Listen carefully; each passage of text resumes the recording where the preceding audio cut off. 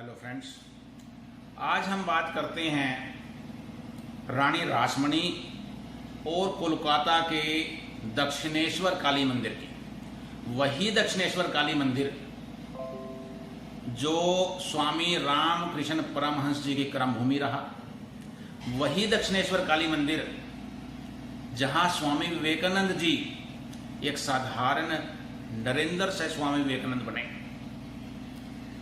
इस मंदिर के निर्माण की कहानी भी उस समय समाज में फैली हुई जातीय व्यवस्था को उजागर करती है। एक केवट परिवार में जन्म लेने वाली कन्या रासमणी, उनका विवाह होता है कोलकाता के जान बाजार के जमींदार राजचंद्र दास के साथ। अब राजचंद्र दास के जो पिता थे वो उस समय हमारे भारत में जो ब्रिटिश गवर्नर जनरल थे वॉरेन हेस्टिंग्स, उसके राइट हैंड थे। अब सेवाओं के बदले में उनको जान बाजार का राजा बना दिया गया। उनके मृत्यु के बाद उनका बेटा राजचंद्र दास राजा बना। फिर कुछ समय के बाद राजचंद्र दास जी की भी मृत्यु हो गई और रासमणी, एक केवट परिवार में जन्मी रासमणी, जान बाजार की रानी बन गई। अब समाज में जातीय व्यवस्था हमेशा ही रही है, उस समय अपने चरम पर थी। तो कुछ तथाकथित संकीर्ण विचारधारा के जो स्वर्ण जाति के लोग थे, उन्होंने विरोध करना शुरू कर दिया कि एक शूद्र जाति की महिला कैसे शासन कर सकती है। खैर, रानी ने बड़ी सूझबूझ से इन विरोधों को दरकिनार करते हुए अपना शासन शुरू किया, लोगों की भलाई के कार्य किए। स्वभाव से वो बचपन से ही बड़ी धार्मिक प्रवृत्ति की थी, मां काली की भक्त थी। तो एक दिन उनके मन में विचार आया कि मैं काशी में जाकर के मां काली के दर्शन करके आती हूं। काशी में मां काली का एक बड़ा प्रसिद्ध मंदिर था। उस समय काशी और कोलकाता के बीच कोई रेलगाड़ी नहीं चलती थी, नाव से ही आना जाना हुआ करता था। तो गंगा नदी में, कोलकाता में हम गंगा नदी को हुगली नदी कहते हैं, तो वहां नाव में जाने की सारी व्यवस्था की गई। व्यवस्था होने के बाद सुबह नाव से प्रस्थान करना था।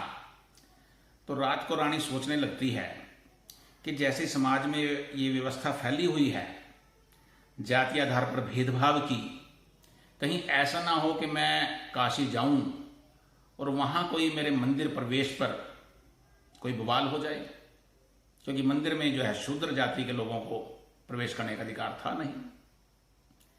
तो अचानक रानी के मन में विचार आया कि मैं यहीं पे एक ऐसे मंदिर का निर्माण करवाऊंगी जिसमें हर जाति के, हर वर्ग के लोग आ जा सके, कोई किसी प्रकार का भेदभाव ना हो। तो सुबह हुई, रानी ने कहा कि काशी जाने का विचार त्याग दिया गया है और मंदिर निर्माण का कार्य शुरू होने लगा। अब मंदिर निर्माण का कार्य जब शुरू होने लगा तो विरोध फिर बढ़ने लगा। विरोध होने लगा कि एक शूद्र जाति की महिला, उसके धन से कोई मंदिर बनेगा, उसमें हम प्रवेश कैसे करेंगे। बड़ा बवाल हुआ। खैर, रानी ने जैसे कैसे करके मंदिर का निर्माण तो करवा लिया। अब प्रॉब्लम आई कि उस मंदिर में मूर्तियों की प्राण प्रतिष्ठा किससे कराए। स्वाभाविक है, ब्राह्मण से करवानी थी। कोई भी ब्राह्मण इस कार्य के लिए तैयार ना हो।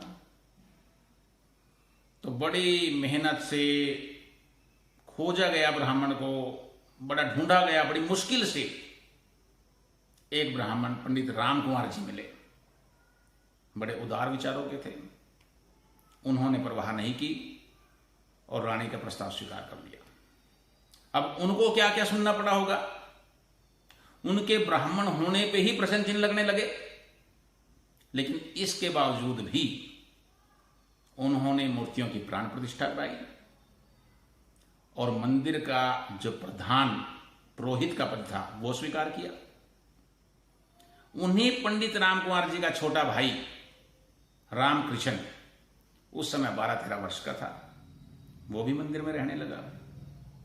पंडित राम कुमार जी के बाद रामकृष्ण जी उस मंदिर के प्रधान पुरोहित बने और फिर यही रामकृष्ण जी वहाँ माँ काली से उनका साक्षात्कार हुआ, आध्यात्मिक शक्तियाँ मिली और स्वामी रामकृष्ण परमहंस जी के रूप में संसार में प्रसिद्ध हुए।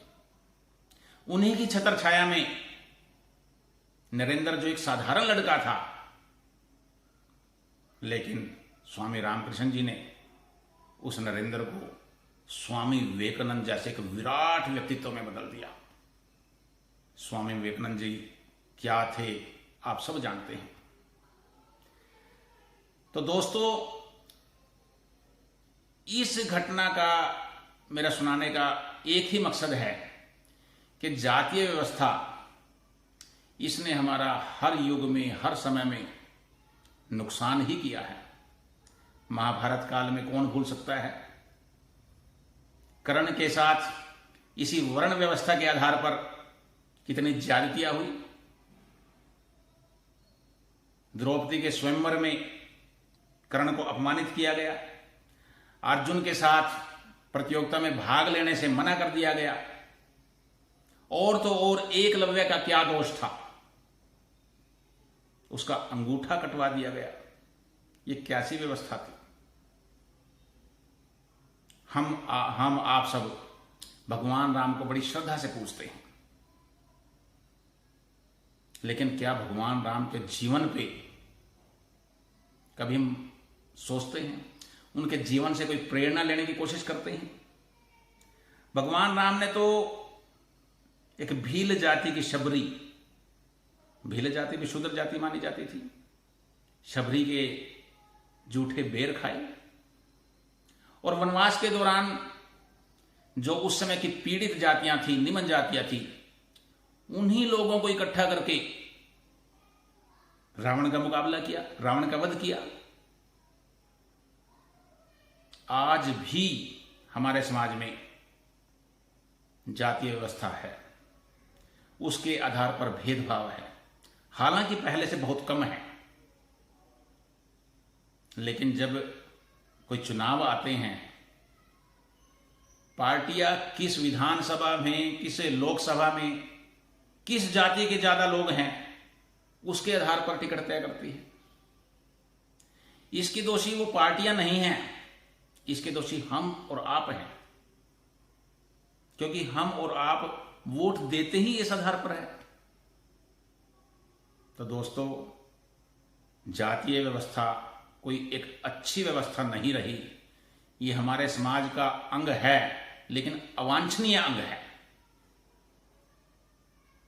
हमें आज के समाज में जब हम अपने आप को सभ्य कहलवाना पसंद करते हैं, हम समझते हैं कि हम बड़े पढ़े लिखे हैं, तो इस जातीय व्यवस्था के बंधन को भी तोड़ना, संपूर्ण रूप से तोड़ना हमारा, आपका, सबका कर्तव्य है।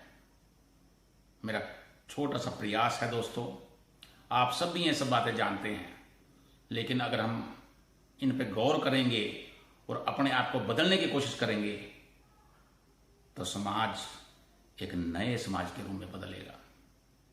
धन्यवाद।